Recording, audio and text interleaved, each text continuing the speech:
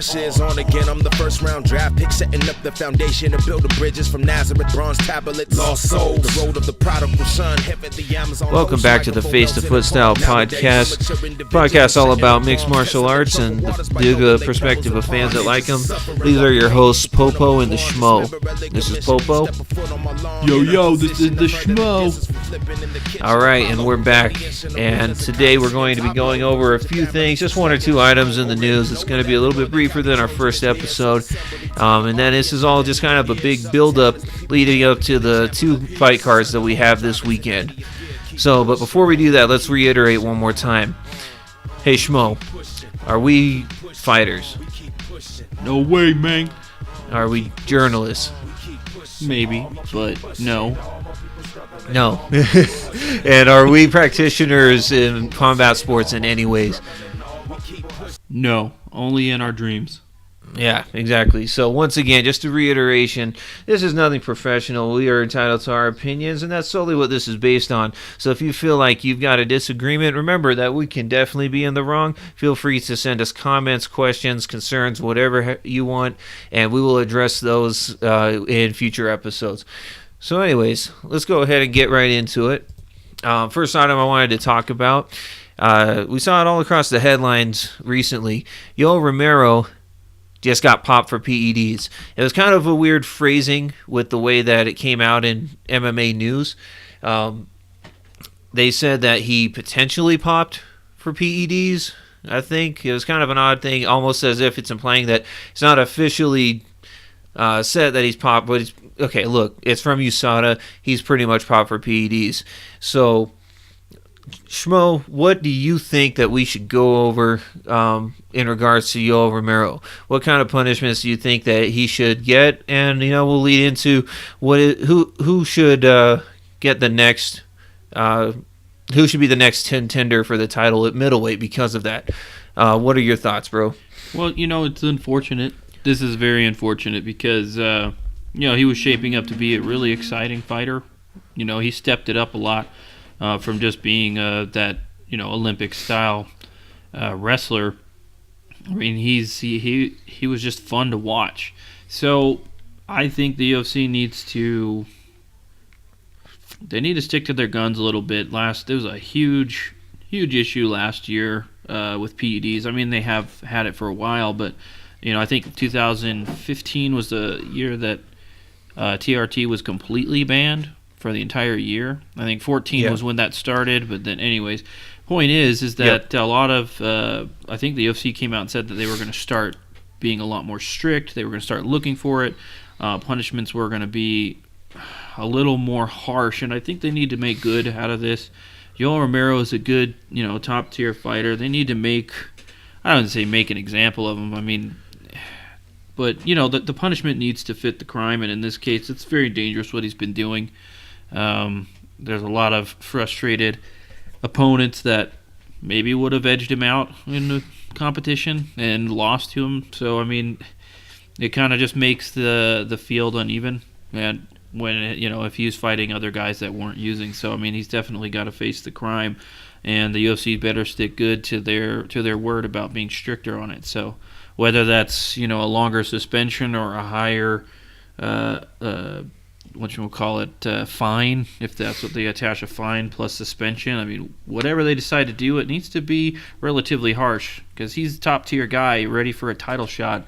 He pops hot. They need to not baby him like they may have other fighters and just nope, he needs to fit a harsh punishment and it needs to set a tone for the rest of the year. That's just kind of my thoughts. Yeah, and the thing is, it kind of, nowadays it's kind of hard to tell because... Well, not hard to tell. I'm trying to remember exactly where we're at right now with the USADA being in the UFC because they first officially started to integrate them in the last year. And there were some discrepancies because last year, in January, Nick Diaz pops for marijuana, Anderson Silva pops for PEDs, a few different PEDs. I think it was three different ones. The thing is since then... the UFC is now completely in bed with USADA. They have a cut and dry system supposedly, whereas before with Anderson Silva and Nick Diaz popping, it wasn't cut and dry yet. It was still kind of a at the discretion of the Nevada State Athletic Commission, which of course we got to see how that all panned out. A lot of people weren't happy with it because they really were just kind of making things up as they go. Nick Diaz getting 5 years for faulty tests, and Anderson Silva, who you could make the argument pop for the more concerning substances, only got a year. But nowadays, I was under the impression that any first-time PED pops were a minimum 2-year suspension. Now, I could be wrong. I don't know if they've changed that, but I'm pretty sure that's what I heard. And if that's the case, so be it, because it, like you said, it's a bad problem. And I have an issue with guys where it's like, yeah, you know what? Yoel was a top-tier contender, but if he was a top-tier contender because of that edge that he got from PEDs, kick him to the curb. I have no sympathy for him. Let him serve his time. When he serves his time, let him come back. I have no problem. If you paid your dues, come on back and get back into competition. But as it stands, if you were a top tier fighter because of that edge that you got, because look at his fight with Jacare that he just had. Very close fight. Jacare, to our knowledge so far at the time of this recording, has passed his tests. They were neck and neck. They were very close. Some people were actually upset with the decision. But if it was so close because of an advantage he got from PEDs, then he just screwed Jacare out of the next title shot that should have legitimately been his. And so, I don't know, that's just my thoughts on it. I think he needs to serve his time if it is true that he did do that. And, when 2 years is up, come on back. But as it stands, I think he needs to be taken out. Like I said, this is all pending if it's true. I think all of this at this point is still a little alleged. But right, if it's true, the UFC needs to stick with this supposed standard that they have. They can't keep favoring certain people, like you said. So that being said, let's just assume that Yoel is out. Who then is next in line to be the middleweight contender? Who gets to fight Luke Rockhold for that belt? Well, I like Jacare. Jacare's my guy. I've been gunning for him for a while. But even just personal feelings aside, I think he's definitely the one. Arguably, he should have had this title shot before Rockhold. But then again, I understand Rockhold definitely destroyed people. In the way that Rockhold's beating people, he made a really good argument. He was beating just as high caliber guys, even though he didn't have as long of a record winning streak. It didn't matter. He was flashy, he was marketable, he was appealable, and for good reason he got the title shot. For good reason, those two, it was almost a flip of a coin who got the title shot, Jacare or Luke. So whatever. That aside, that's the level I see that Jacare is at. He was the guy who just about had that title shot. Unfortunately for him, he didn't get that fight with Yoel earlier. Maybe he would have won that, maybe different circumstances, but whatever. Point is, I saw him as the guy. He's the guy to beat. I don't think anybody else in the division even comes close to him right now, but, at least haven't been tested. We could see a few other fighters come up you could make arguments for maybe, but as far as active, winning middleweights, Jacare's the one. That's how it comes. It'll come down to that. Jacare's the guy to give the shot to, because if it wasn't Yoel, it would have been Jacare. So it's just like you said. So yeah, man, give him the shot. Give him the shot. I want to see it. Yeah, for sure. And that's what it was kind of boiling down to. The funny thing is they were talking about their bout, Jacare and Yoel. They called that the number one contender fight. But the funny thing is when that ended, when Yoel got the win, they suddenly stopped calling it that. They kind of seemed to be pandering away from it. But it was obvious that if Jacare got the win, he would definitely be next in line. I agree with you. I think he should have gotten the shot before Rockhold. I think it sucks that he got passed over, especially when you look at the reason why. Jacare was just stringing together win after win after win. Yeah, and Luke was too. Don't get me wrong. Luke was a beast. He was tearing up people. He got stopped by TRT Vitor, and but whatever. He still came back, had an impressive performance against Karate Kid, Lyoto Machida. But the thing is, on that same fight card, Jacare, I forget who he was supposed to fight, higher ranked contender. I think he was supposed to fight Yoel in that fight. Yeah, when he fought Chris Camozzi. Yeah, Yoel got injured, then he fought Chris Camozzi, and it sucks because he got passed up just because Chris Camozzi was so lower ranked. And we were talking about this last week about how lower ranked fighting lower ranked last minute contenders doesn't do any favors for the guys who accept the fight. It only does a favor for the audience. They're giving that to the audience. They're just showing up and giving the audience a show because they already paid for the ticket, which is awesome. It's legit. But Jacare went out, fought Chris Camozzi, subbed him in the first round. You don't get much more impressive of a win than that. But because Chris Camozzi was so much lower ranked than Lyoto, freaking Jacare lost his contender spot. Yeah. I mean, he got passed up. He just got passed up. He went out, he won. It was a finish in the first round. Doesn't matter because it was Chris Camozzi instead of Yoel Romero. He got passed up. But whatever. That's the breaks. And so, yeah, Jacare definitely deserves it next. I'm tired of hearing them trying to throw out Luke Rockhold. Not Luke Rockhold, but Vitor Belfort. We've already seen Vitor versus Luke. I know we've already seen Luke versus Jacare, but Luke versus Jacare was a close fight. And that was, let's be honest. Yeah, dude, I thought freaking Jacare had that fight, dude. I really did. But it was close. There's still a question mark. I'm not going to take it away from Luke because, yeah, he earned everything he got. I'm just saying, that was an insanely close fight. It was a long time ago. That's a fight I want to see again. They're both on different levels right now. Gotta see that fight again. I want to see it again. When you watched it, you knew it's like, oh man, this is one of those fights that we're going to see again because they are both that good. And they both still are that good. Let's see it. There's no way Vitor can pass up Jacare in a logical sense. The only way they would give Vitor the shot first is because Vitor is, he sells tickets. More people know Vitor than they know Jacare, but I don't think that should factor in. If fair is fair, then Jacare should get the next shot. We should see Jacare.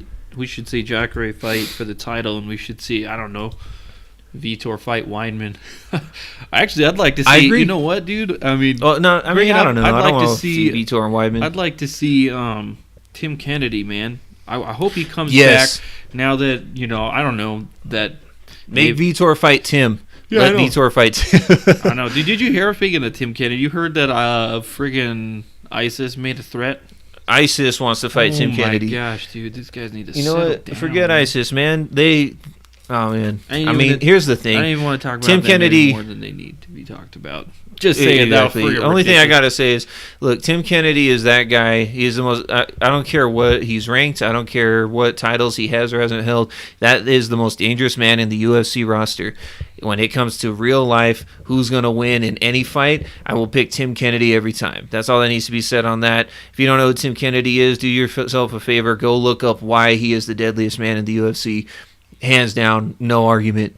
Yeah, man. But no, dude, see, that's why I'm like, Tim needs to come back in, dude, and I want him to freaking fight Weidman because Tim Kennedy's the bomb, man. I love that guy.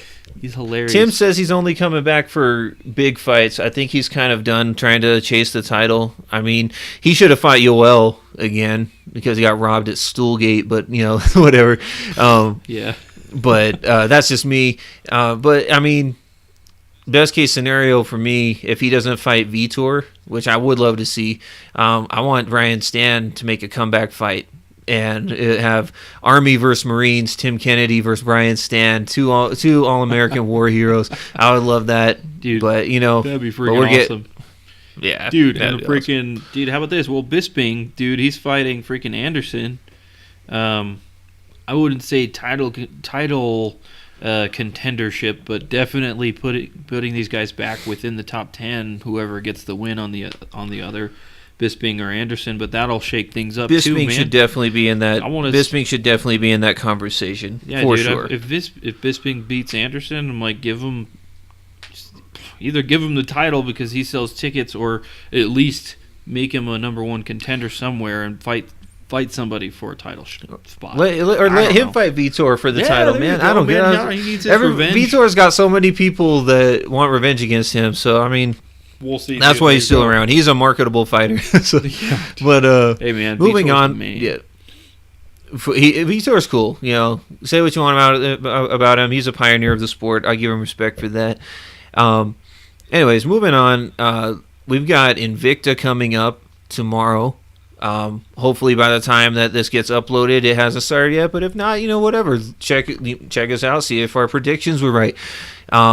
We don't have a lot of predictions because, unfortunately, I'm not as familiar with as many of the girls on this particular card. I was hoping to see what's her name, the smiling warrior, smiling samurai. What's her name? She was on the tough season. Whatever, bantamweight. Look up the smiling samurai or whatever MMA. You'll find her. She always wears those funny cosplay costumes to the weigh-ins. She's awesome. I look for Andrea Lee, but they're not on. So the two names that stuck out to me, first off, Angela Hill is back in Invicta. She's been cut from the UFC. She is now in Invicta. Joe, what are your thoughts on that? On who? On Angela Hill. Oh, Angela. Well, I was beginning to wonder if the UFC was going to give her another chance or not, but yeah, I didn't know until you brought it up. Well, actually, I did see that she was on that fight card, so I was curious if it was she just got dropped or if it's because they kind of share close ties with the UFC, if that was the reason why she was fighting on that card. No, she was cut. Yeah, no, yeah, it makes she was sense. cut. It makes sense. I mean, she looked like a beast. She's, got that like Amazon warrior look to her, like she's crazy, but I think she just fell short. I don't think she's not good. She just didn't have as much experience as a bunch of these other girls. Even going into the show, she was like, what was she, like 1-0, 2-0? I think she was only 1-0. Yeah, I think she was 1-0. Again, not knocking her because she definitely always looked like she was like she's just learning the game, and maybe she's breaking her nerves. She was on TV, then she's on the big screen on UFC. Maybe she didn't handle that well, or mixed with her inexperience. I think that definitely factored into why she just never produced like that amazing fight. She couldn't fight girls that grappled, girls that were sticky. She couldn't keep them off of them. She couldn't fight in the clinch.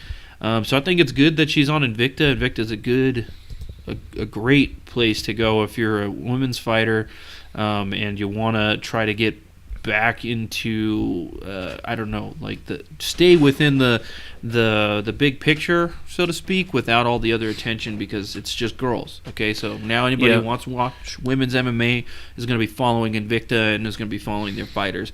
So it's a good place for her to be. Skill-wise, because a lot of the girls that fight on Invicta are relatively inexperienced. I mean, when Tisha Torres was fighting, who was it? Paige Van Zandt. They were both like, Tisha was like 3 or 4 fights into her career. Paige was like her first or second. I mean, you obviously don't quote me on these specific numbers, but they were both like really new. Same with Namajunas and Torres when they fought. I mean, so it's a good promotion for younger fighters trying to gain that experience on a somewhat bigger stage. So yeah, I mean, I wish her luck. I don't know the opponent. She's fighting, and I hope she wins. I hope she gets it. She is fighting Alita Gray, who has a record of 4 wins and 2 losses. She's got a little bit more MMA experience than Angela Hill, who is now at 2-2. I don't know what Alita Gray's background is, but I know Angela Hill, and that 2-2 record doesn't say it all. She was a Muay Thai contender before she came to MMA. I heard she was actually pretty highly ranked in Muay Thai. Unfortunately, I don't follow that world the closest, so I can't speak to that. I'm not an authority on that. But here's my problem with when the UFC cut her. She did show a lot of promise, especially on the show. The problem is I kind of feel like she got thrown to the lions a little bit too quick. She wasn't given enough time. I mean, look at the girls that she lost to. Tisha Torres, who is still undefeated in MMA, and Rose Namajunas, who, man, just looks like a beast when she's not injured. She's tearing it up, and she we saw what she just did to Paige Van Zandt. That girl is definitely a clear-cut above other girls. And so yeah, I think she just needs some more time to develop her game. Invicta is a good place to do that. But I feel like the UFC was a little premature in cutting her. They let her go a little too soon. I think they just matched her up with higher ranked girls too quick. But at the same time, maybe that was just giving her opportunities.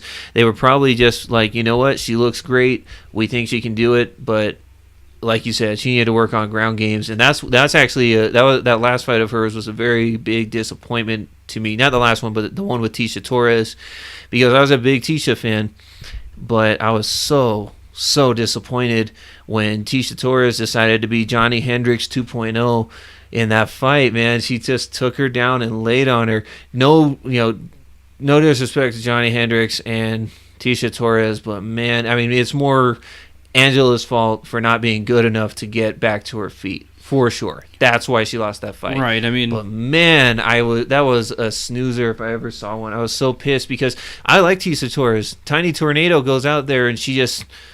she is great with her stand-up. I love watching her fight, but that fight, as a fan, she didn't give me what I was a fan of. I didn't want to just give her a pass on a boring performance just because of who she is. If I had seen anybody else that I didn't know who they were, and I saw them for the first time, I saw that performance, I wouldn't be a big fan after that. And Tisha, she kind of went down a few notches in my book just because of how boring it was. Either way, that being said, she got the win. And Angela Hill, definitely it was still her fault for losing because she wasn't good enough to get back to her feet. So, not saying that it was completely, Torres' fault. but anyways, yeah. Sorry, do you have anything else you wanted to say on that? No, man. Okay. Moving on, the only other name, forgive us, the only other name that I recognize on the card is Chris Cyborg. Of course, probably Invicta's biggest star, that because all the other bigger ones move on to the UFC. But Chris Cyborg, all I know is she's fighting this Russian girl tomorrow. Joe, what's your thoughts on that? Yeah, man. Schmo. Excuse me. It is my real name, by the way. Of course. I keep slipping up and calling you some like Joe for some reason. Where does that even come from? No, it is Joe. It's Joe the Schmo. Come on. Joe okay, the Schmo. That's where my mistakes happen. All right, I'm going to call you one or the other for short. So what's your thoughts on Chris Cyborg versus Russian girl? No, man, I was trying to get ready for this one too. So I looked up her opponent. She really doesn't have a ton of experience. Dude, I don't know.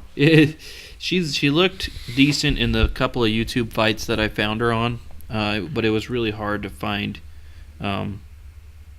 more than just a couple fights. Really, I only saw 2, and I saw her last victory. I believe both were submission wins. But man, she's not on the Cyborg level. And it's weird that she got picked. But again, I mean, it's kind of slim pickings at 145 MMA, women's MMA right now. There's not a whole lot of girls that are fighting at that weight class, and for good reason, because Chris Cyborg's sitting on top. So I mean, why not try to push the extra 10 pounds down to 135? Again, I mean, that's not as. I mean, Ronda was just as scary sitting on top of her throne, but there was a lot of girls gunning for that because that was more a moneymaker. The Ronda fight was moneymaker for women's MMA. That was gave a lot of women something to aspire to, whereas not a lot of girls are gonna gun after Chris Cyborg. Well, one, it's not just skill level, because there's plenty of girls who'd fight her just they want to fight her just to fight her because they're ballsy like that. But it's more of a money thing, I think, and more of a career move. Like, why would you go to 145 when nobody watches it? And especially now, since the UFC does not have a 145 division, I mean, and there's not a huge talent pool. I mean, this just goes to show you, dude, the pool isn't big. And unfortunately for Cyborg, she has fought some very talented women in MMA, and I'm not going to knock any of her past opponents, but I mean, it's slim pickings, and she needs. But she's gonna prediction: she's gonna run this chick over. She's going to knock her out sooner. Either knock her out or... Yeah, no, it's going to be a knockout, dude. And it's going to end in the first round. I agree with the prediction. She's gonna go just steamroll this chick because she does that to every girl. My problem with the whole saying it's a shallow pool, which, yeah, it definitely could be. But people were saying the same. You could have easily said the same thing about the bantamweights before they got put in the spotlight. I think the fact that Ronda Rousey was such a huge jump ahead. Look, Chris Cyborg is the Ronda Rousey of her division. She destroys everybody. People couldn't make it past the first round with Ronda. Of course, now we're changing our tune because we've all been introduced to a beautiful woman named Holly Holm. But the thing is, I feel like this is another example of the UFC being selective with who they can promote. Like nowadays we're seeing that with Sage Northcutt. This kid is only 2 fights into his career, but he's already being mentioned in all the marquees. He's already being paid twice what seasoned veteran like Nate Diaz in the same weight class is. Dude, I got but it's because and I'm not knocking Sage Northcutt. He's a legit fighter. He's proven to meet the rise to the occasion. But my problem is the fact that he is an example of someone the UFC is willing to invest in. He's not a huge name yet, but he's becoming one because they've given him that exposure. Ronda Rousey was given that exposure. Chris Cyborg, when you talk about dominance, is just as dominant in her division, and she is just as better in her division than Ronda was in hers. The difference is that they chose to throw their hype machine behind Ronda because she might look more physically appealing, and she can sell more tickets on just that alone. Chris Cyborg doesn't speak English, doesn't look as good in a bikini, depending on who you ask. I think that, yeah, I'm not going into that, but I just don't want Chris Cyborg to hear that and show up and beat me up.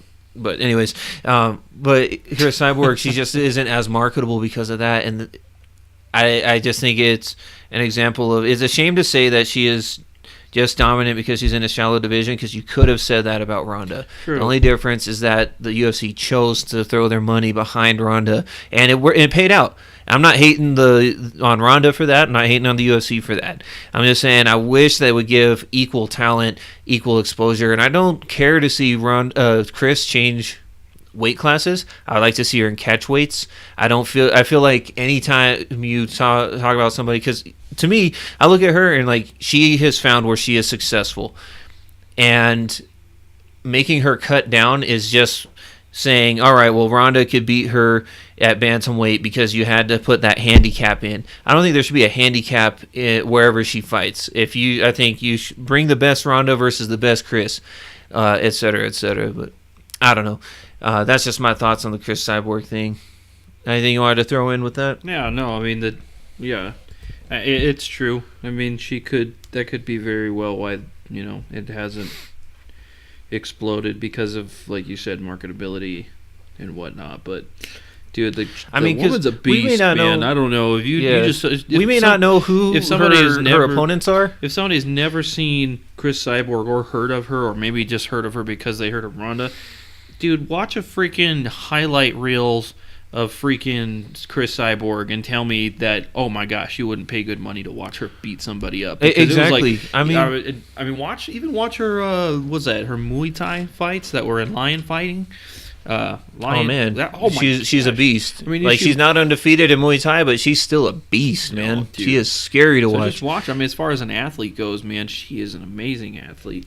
But exactly, again, and it's like we may not know who that caliber. Yeah, we may not know who her opponents are, but be honest. Before the UFC started throwing this all down the promotion machine, did you know who Miesha Tate was? Did you know who Raquel Pennington was? Did you know Liz Carmouche? Did you know anybody? The first name you heard about, most likely 90% of fans of women's MMA did not know who any of those girls were before the UFC started pushing them, before Strikeforce started pushing them.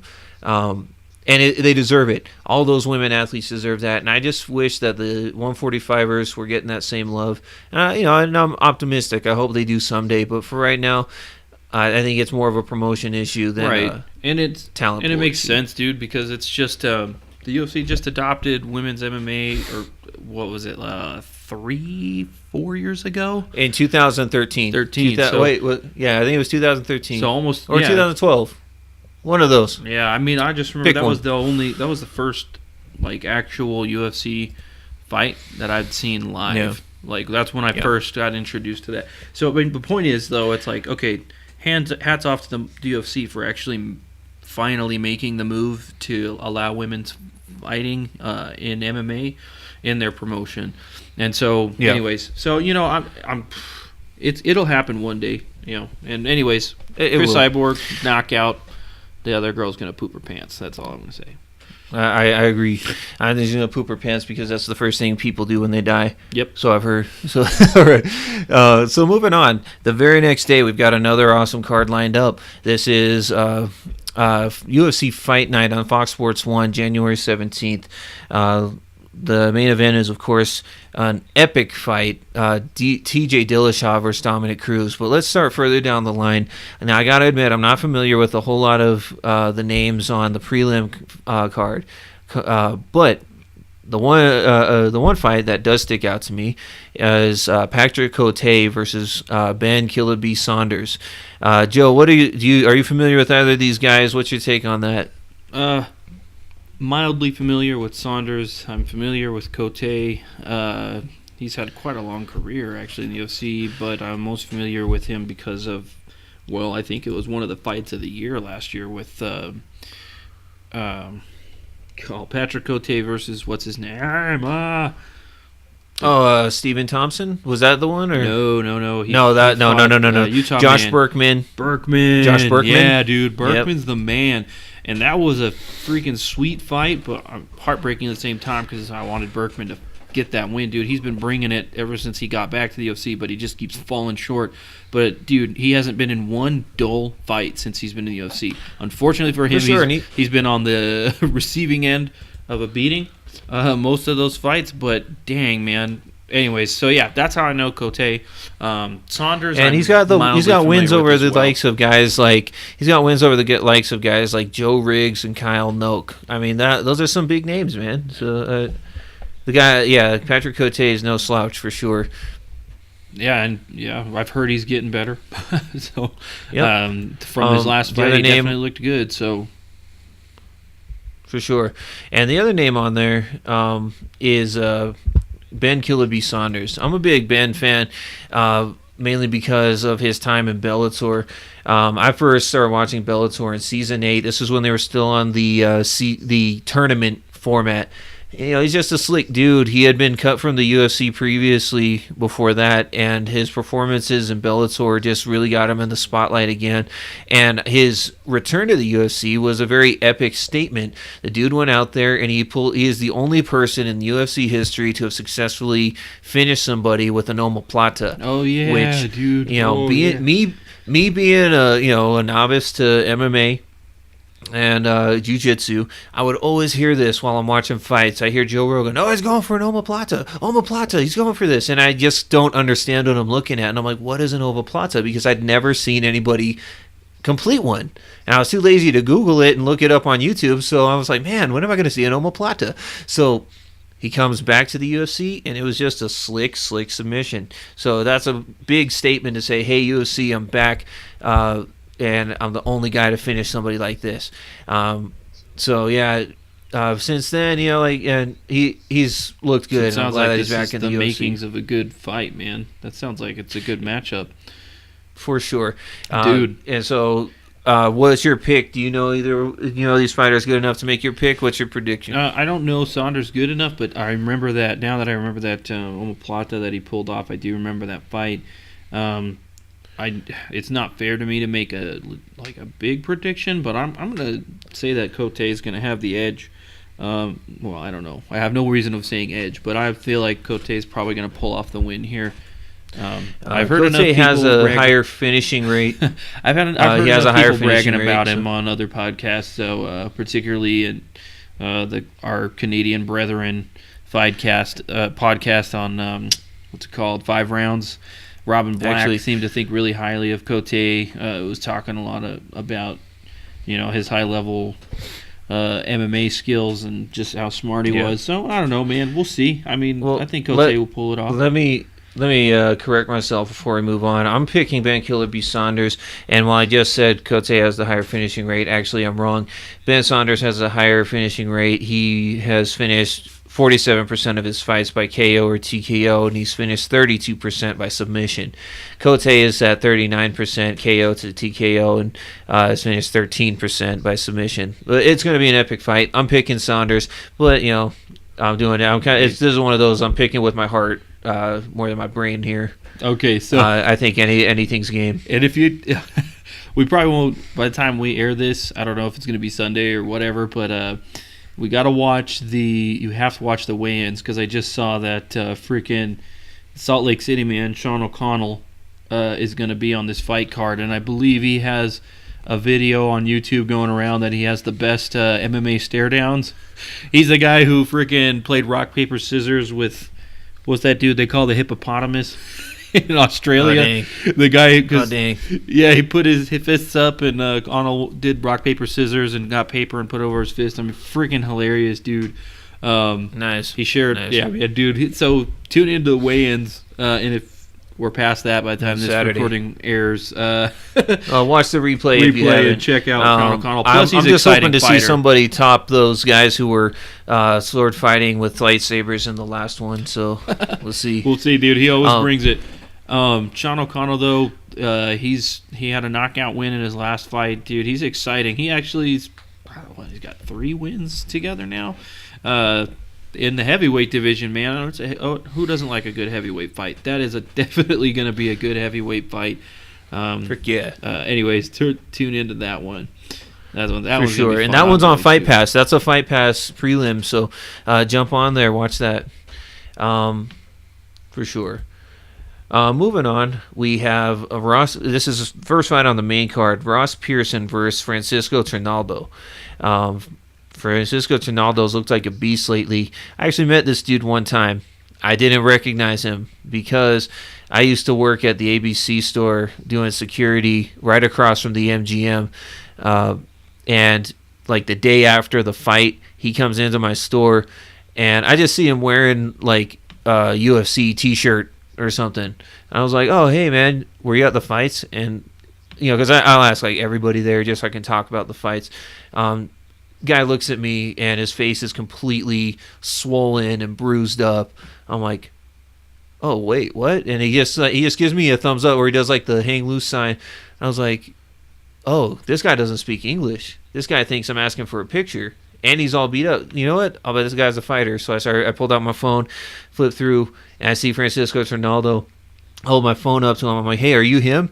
And he gives me a thumbs up. Oh, man. I was like, okay, cool. You nerd. That's awesome. Yeah, I know. I was a dork, but cool. But anyways, besides that, he's looked like a beast lately. He's been on a pretty decent roll. He's got wins over Chad Laprice, finished him by TKO in the first round. He was also on that Condit main event fight where he fought Norman Park, won by split decision, but he still looks like a beast. That was a very high-paced fight. He's on he's 4-1 in his last 5. He's on a roll. But then again, he is fighting my dude Ross Pearson. Ross Pearson is always he's hard to pick against because he's so technically sound. The guy, and he's got some heavy hands for the weight class. They're fighting in lightweight. Just so with that breakdown, Joe, you want to add anything else? Who are you picking? Oh man, I like Ross Pearson. He's good, man, but man, he's just back and forth, up and down. He gets on a good run. He looks freaking like a terror, and then he loses, and then that's kind of been lately. Yeah, it'd be nice to see him win, dude, but I don't know, man. I remember now you reminded me of that Trinaldo fought Norman Park, and that was a pretty good fight. I don't know, man. This is gonna be good. I don't know, dude. I think Trinaldo's gonna pull this off, man. I think he's just he might have the right tools to negate a lot of Ross's skills. I agree. I think it's a high likelihood that Francisco trumps Ross. He's got the momentum behind him. He's a very high-paced fighter. I feel like Ross has also absorbed a lot more damage in their respective careers. He has 20 wins, 9 losses, and he's been knocked out a few times. But you know what? I'm gonna pick with my heart again over my brain. I think I'm gonna pick Ross Pearson. He's so technically sound, and I think he's very good at analyzing what goes wrong with his fights. I think he's gonna break it down. He's gonna have watched enough tape on Francisco. I think I'm gonna pick him to get the win by decision. That's my pick. Okay, fair enough. Oh, so the Irish Dragon dude, Paul Felder's fighting on this. I didn't realize that until I just remembered. He's fighting Darren Cruikshank. That's going to be another good one, man. That's a striking battle. Yeah, I don't think it'll disappoint, man, at any level. Where's that one? Felder, he's fighting. Well, I think it's just on the prelims. You know who he is, right? Yeah, I'm just not seeing him on this card. I could be. Yeah, he's wrong. Just right after Sean O'Connell. Oh yeah, Durr. Yeah. All right, yeah, I see him. I see him. That's gonna be a good fight, man. Darren Cruikshank brings it too, so it'll be that's another good fight on this card.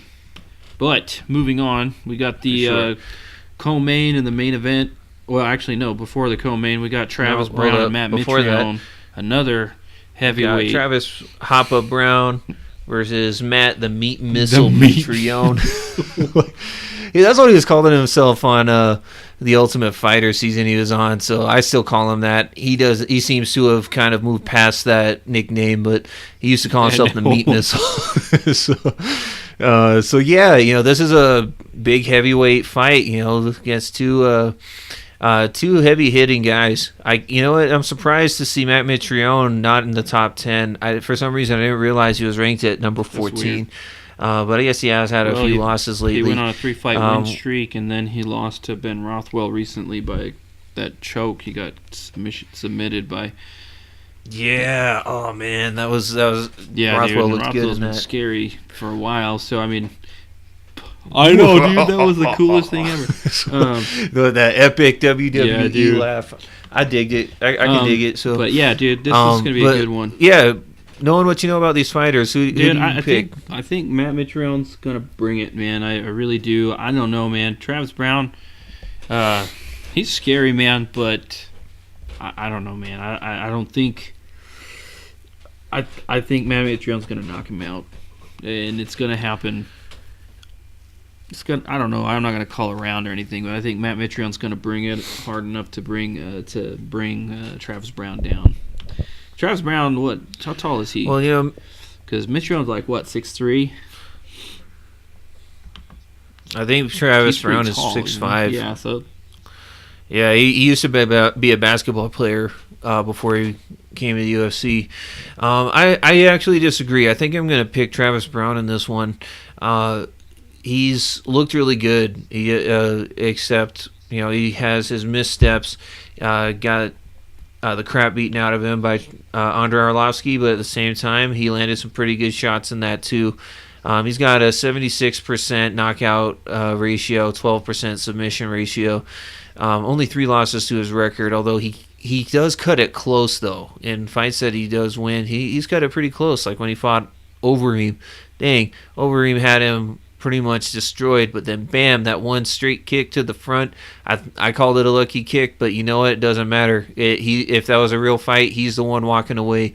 I got to give it to Travis Brown. He's been so close to fighting for the title, and for good reason, so I'm picking Hoppa on this one. However, Mitrione, I think he's definitely better than a number 14 spot, so I don't know. I wouldn't be surprised if he gets flipped around, but I'm picking Hoppa this time. All right, fair pick. All right, now we're jumping into Eddie Alvarez versus Anthony Pettis. This one, woo!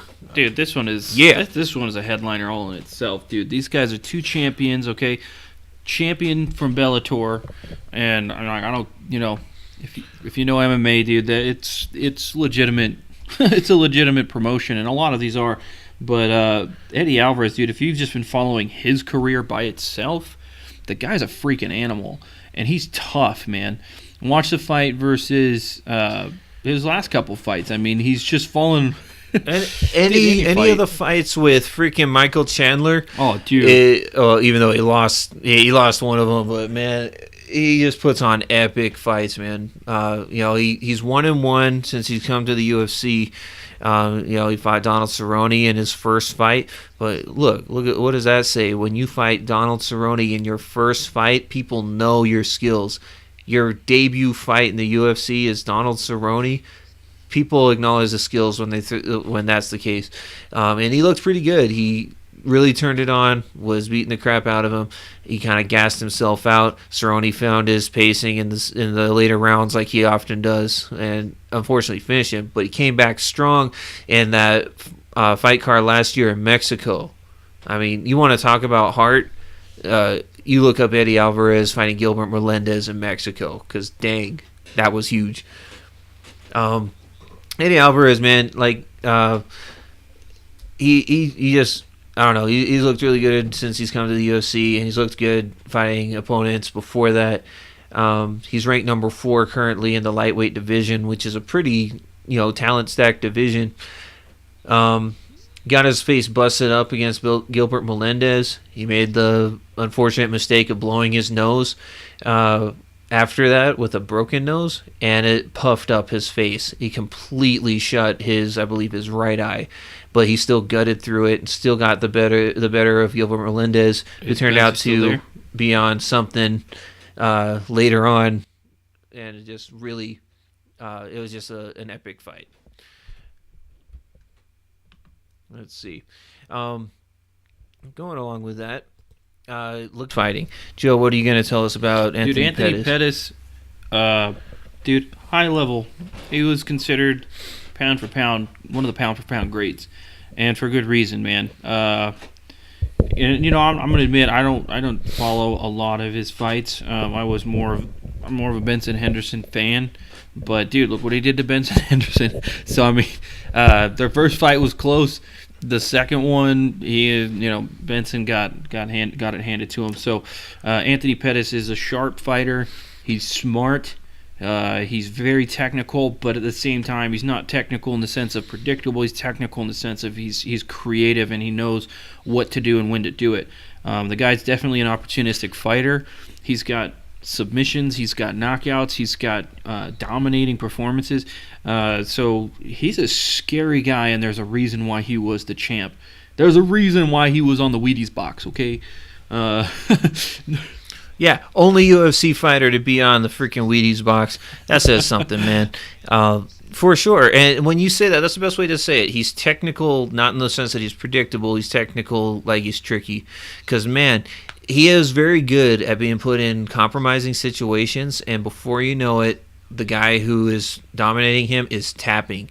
He did that to Gilbert Melendez, did that to Benson Henderson in their second fight. He's no slouch. So it's hard to pick against Anthony Pettis, but I'm actually going to go with Eddie Alvarez in this one. However, that being said, I think the biggest knock on Eddie Alvarez in this, I think he does have he has a power edge. Unfortunately, he has the longer career, and Tyron Woodley was saying this on his podcast, and he makes a good point that he has taken more damage over his career, and he's afraid that he may have spent his best years outside of the UFC. And it's possibly true. But you know what? We'll see. I think but even that being said, I give the edge to Eddie Alvarez. I got Pettis on this one. If he's got the X factor here, the intangible. If Anthony Pettis is really hungry to prove himself again, and he really wants that title shot, I think he's going to be the right Anthony Pettis to beat somebody like Eddie Alvarez, somebody aggressive, somebody strong. If Alvarez maybe has been taking notes, people that Pettis has struggled with are high pressure, high volume wrestlers and strikers. Clay Guida being one of those guys who pressured Pettis to a victory, and then of course the new champion RDA put a ton of pressure on him. Alvarez is definitely striking wise, he puts on a lot of pressure, but he's also got strong wrestling background. So I'm curious if Pettis definitely has the same. Has a good wrestling pedigree as well. So I mean, Pettis in his right mind, if he's focused, he's going to be almost unbeatable because he's going to be looking for that vengeance. All right. Fine. All right, enough said. All right, Let's so see it. final fight on this card, the main Final fight. Yeah. Okay, so this is a literal battle of champions. This is TJ Dillashaw, who holds the bantamweight title right now, and Dominic Cruz, who never lost it but had it stripped because of injury. Joe, what do you want to tell us about this fight, and tell us who you got to win this fight, and who do you pick to I win? read a really interesting breakdown. If you haven't, I mean, I'm not one to talk. These guys are so high level, so technical. It's really hard to really talk a ton about their styles because they are so unorthodox and so weird. Kenny Florian wrote a good breakdown on Fox on his foxsports.com. Look it up, find it. That'll really get you the technical knowledge to kind of understand a little bit better how each guy uses their style, and he really actually the way he breaks it down, how different their styles are. Actually, we're gonna we'll post the link. We'll post the link to that in the description of this video. Check it out if you're curious to see how these guys' styles match up, because a lot of people are throwing it around like, oh, TJ Dillashaw is copying a lot of Dominic's moves, and it's like, oh, they're so similar. How is this gonna go? Basically, here's the takeaway if you're not going to go read it. Basically, it's like Dillashaw is weird and awkward with his movements in a more technical way, in a more aggressive way, whereas Dominic Cruz is that more defensively. So their awkward movement each has their its own purpose. Dominic's more defensive with that awkward movement, whereas Dillashaw uses it a little more aggressively. He uses the awkward movement for more offense. So it's really, the way he put it, or at least from what I understood from his article, was that it's you got a defensive style versus an offensive style. Who's going to play out? Dillashaw definitely puts himself out there to take a lot more shots. But, who knows? Who knows? These are two guys trying to solve a puzzle here. And really, whoever's going to win is one who figures out the other guy's puzzle first. For sure. And you know what? We kind of touched on this fight last week. I kind of said my piece there. Only thing I want to add is I actually want to correct myself on something. I said TJ Dillashaw has never faced anybody like Dominic Cruz, but likewise, Dominic Cruz has never faced anyone like TJ Dillashaw, a.k.a. somebody who has moved around, who strikes from weird angles and isn't flat-footed. I was wrong in saying that. Just want to correct that. Dominic Cruz has defeated current, I think, pound for pound, number one ranked champion, number one ranked fighter in the world. That's Demetrius Johnson. Demetrius Johnson, who's now the flyweight champion, at one point fought Dominic at bantamweight, and he lost. So let me correct myself. He has fought somebody who fights much like they do, and he got the better of him. So that being said, I'm sticking with my pick from last time. I'm picking TJ Dillashaw to win, but just because I want him to win. I'm just picking as a fan because I want him to usher in the new generation of fighters, and I want to see that setup fight for him and Uriah Faber. Joe, anything else you want to add? I just want to see a good fight. No, I totally agree. TJ, I would like him to win on this fight. I'm not gonna pick because I really don't know, man. Watching both of their fights this whole week, just going over my notes, just watching both of the fighters' last few fights. They're both scary in their right mind, and I really have no idea who's going to come out on top. The one technical edge that I can mention for either of these fighters, and a good reason why I'm picking TJ, is because TJ has the one big difference in their fighting styles is that TJ has more dynamite in his hands. He has finished more fights than Dominic Cruz. And when you got two fighters that are very similar in style, that could be the difference. But then again, so could Dominic Cruz's longevity. He's only got one loss, and that's when he got subbed by Uriah Faber at a higher weight class. He's taken less damage, so and damage factors in. I think TJ's still too young to have gone through as much damage as some of these long-time fighters. I feel like sometimes he does just kind of take shots when he's clowning, like his last fight with Barao. He was clowning a lot, taking a lot of the bombs, and smiling. But, he's young enough right now that I don't think that's the mileage has added up as much. So I don't think that's going to be a factor right now. But, yeah. For sure. Yep. So, all right. Yeah, and there we go. We've got our picks. There you have it. enjoy. We apologize because we said this was going to be a briefer podcast. It definitely has not been. It's full length, but we hope you enjoyed it. We hope you continue to tune in. Any questions that you have about things that we've talked about or things that you want us to talk about, please put them in the comments or write to us at face-to-foot-style-podcast@gmail.com. That's completely spelled out, no dashes, no numbers. face-to-foot-style-podcast@gmail.com, or just hit us up on Facebook, or just leave your comments in the YouTube section. We hope you enjoy the fights. And Joe, anything else you want to add before we sign off? Nah, man. Thank you again. Thanks everybody for tuning in. You know they're only tuning in for the Schmo. Peace out, everybody. For the Schmo? I don't know. I think they like the PoPo. I'm not talking about cops. I'm talking about this Ulu PoPo right here. Look it up. Anyways, peace out, everybody.